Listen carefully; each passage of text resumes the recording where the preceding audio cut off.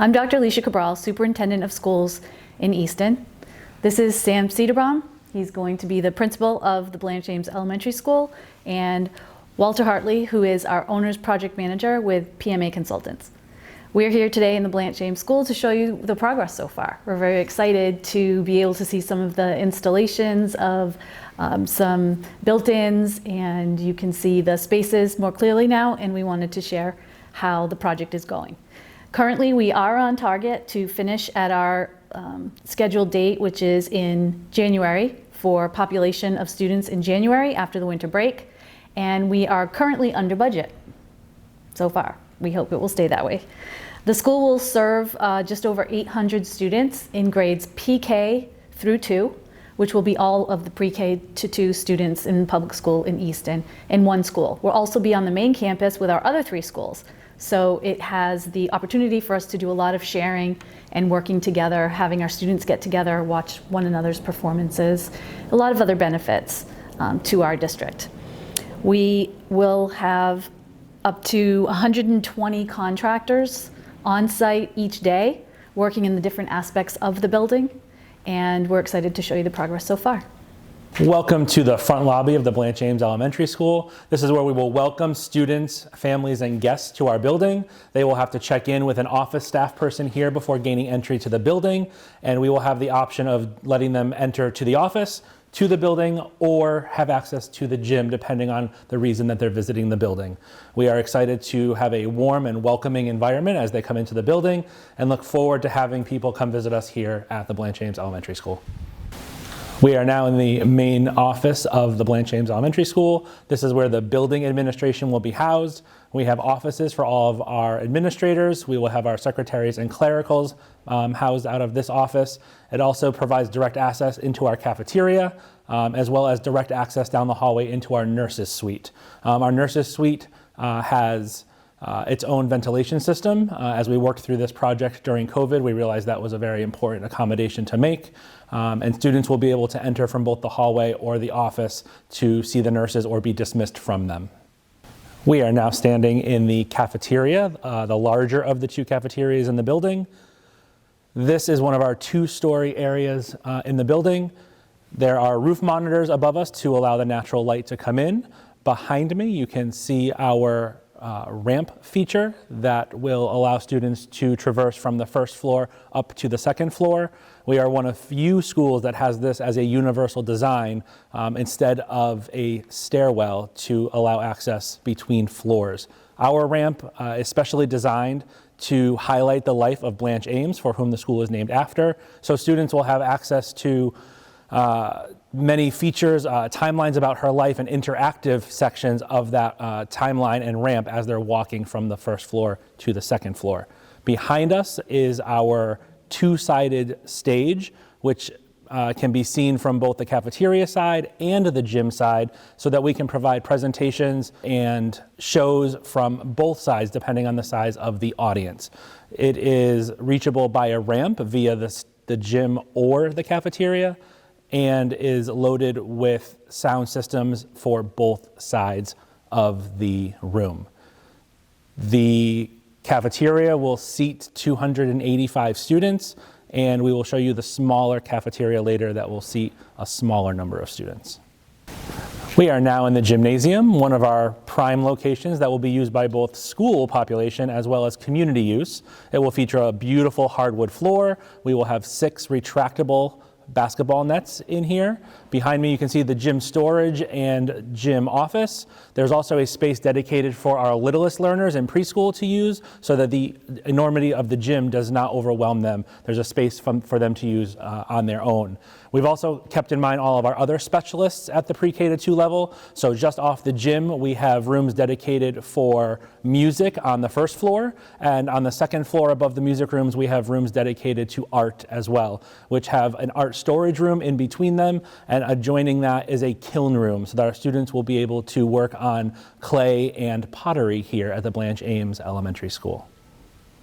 At the end of this academic wing, which is off of the community spaces, we have the entrance to what will be central offices for the Easton Public Schools. Right now we're located off-site and we're renting property, and this is a less expensive option for the taxpayers. So we did incorporate it as part of the building project. This has some advantages not only for staff, but certainly for parents as well. Employees, it makes it a lot easier for employees to come over to central office to meet with administrators or ask any questions. It's also helpful for parents. We're going to be centralizing our registration process, and the centralized registrar will be in central office. Now we have a two-part plan where they have to come to central office and go to a school, and we just feel like this is going to make it a lot more convenient for families and for our employees to be on campus. And we certainly will be able to be in the schools a lot more just because of our proximity. So we're really looking forward to this benefit to the district. We are now standing in our occupational therapy and physical therapy room on the second floor of the building. We have many rooms in the building devoted to our related therapists. We have rooms for speech and language, OT-PT, ELL, adjustment counselors, and psychologists. In the OT-PT room that we're in, you'll notice behind us that we have some eye bolts in the ceiling that are designated for a therapeutic swing, and we have done this in several locations in the building to meet the needs of our students as they go through pre-K to 2. We are standing outside of our media center, again on the second floor, which is found directly at the top of the ramp when you come up from the first floor. Our media center will house space for students to have their library class in, as well as a makerspace area with some interactive whiteboards. Also behind me in the media center, there is a professional development space for staff to meet in for conferences, meetings, and other professional development activities here in the district. There's also space inside our media center that will house our media staff as well as our IT staff for the building. Directly adjoining the media center, you will find our Discovery Terrace, where students will have the opportunity to go outside to sit, read stories, or complete lessons and activities with their class on the terrace. Standing at the top of our ramp, I wanted to point out a few of the other building features. Off to my left, you will be able to see our boiler room in the background. The front of that room will be a clear wall for students to be able to see through directly into the room. This is one of the aspects of the building serving as a teacher. The wall will be labeled, pipes will be color-coded, and students will be able to actually see how the mechanics of the building work, and we can use that in our instruction in the classroom. Also behind me on the ramp, you will see the beginnings of a center wall that is going up, and thanks to the Oliver Ames students that worked on this project with us, they gave us some fantastic ideas, and one of the centerpieces of our ramp is going to be a beautifully designed orchid wall, again paying homage to Blanche Ames, who spent a lot of her work as an artist and a gardener working with orchids. Welcome to one of our first and second grade classroom spaces. I'm very excited to show you the space that our students will be working in. In each of our first and second grade classrooms, we are setting up for 24 students. There will be an interactive teaching wall behind me with an interactive whiteboard. There is plenty of built-in cabinetry and storage for our teachers. We will also have small group learning spaces built into the classroom, and we also have small group learning spaces built out of the classroom to maximize the space in the building.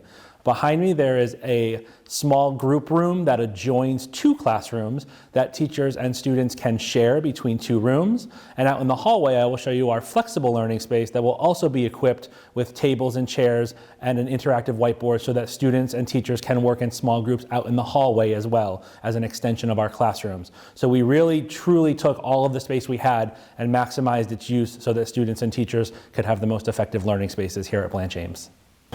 We are outside one of our neighborhood of classrooms here in grade 2. This is that flexible learning space that I was talking about. We will have tables and stools set up with an interactive whiteboard able for the students to come out and work on projects for. Second graders and first graders will also have lockers for them to use rather than cubbies that they traditionally have had in their earlier years of schooling. So you can see where the lockers will be placed out here in the hallway, and we also have accessible lockers available for students that may need to use those as well. We are now standing in one of our pre-K or kindergarten classrooms. They do look similar to our first grade and second grade classrooms. However, these are about 200 square feet larger because rather than having our most learning space spread out to inside and outside the classroom, because these are our littlest learners, we have all of the learning space built right into the classroom. So this will give them plenty of opportunity to set up centers and different areas within the classroom given the larger square footage. Our kindergartners and preschoolers will also have the use of cubbies built into the classrooms rather than the lockers that we saw upstairs. And all of our preschool and kindergarten classrooms also have their own bathroom located right inside of the classrooms. This is the smaller of our two cafeterias, designed for our littlest learners so that the size does not overwhelm them. Our preschoolers or kindergartners could have lunch in this area. It's also a great space for programs, for performances. There is a built-in platform, again, for our littlest of the littles, so that they're not intimidated by getting up on our large stage that you saw in our first cafeteria. They can come here to do performances for family, friends, and classmates without the ability of having to get up on the larger platform. We have direct view outside to the exterior of our building, where there will be picnic tables and our garden beds will be out there. Also located behind us is the kitchen for the building and the servery, where students will be able to pick up their school lunches or food and then head to the cafeteria in which they are going to be eating. Adjoining the small cafeteria is our community room, which will be used again by both our school personnel and students, but is also going to have the ability to be used by our community members for many different purposes. We are looking forward to opening our building to the community and making it as accessible as possible to all of our residents here in Easton. We're progressing really well here at the elementary school, and we'll keep you updated as our building continues and when we're finally able to welcome people into the building to see the finished product. A project like this, of course, can't be done without a lot of people participating and assisting us. So from the school committee to the select board, school planning committee, our administrators here, our owner's project manager, PMA, our designers, Perkins Eastman, ECAT, we really want to thank everyone, and certainly most of all the citizens of Easton who have invested in this, this wonderful project for many years for their children, but also, as Mr. Cederbaum said during the tour, for our community as well. We really haven't been able to share our elementary schools with the community because of their size and scale, and there's not handicap accessibility. This school will be able to use, like the other schools in the district, to really maximize the investment that the townspeople of Easton have put into it. So thank you very much, and we look forward to welcoming you back.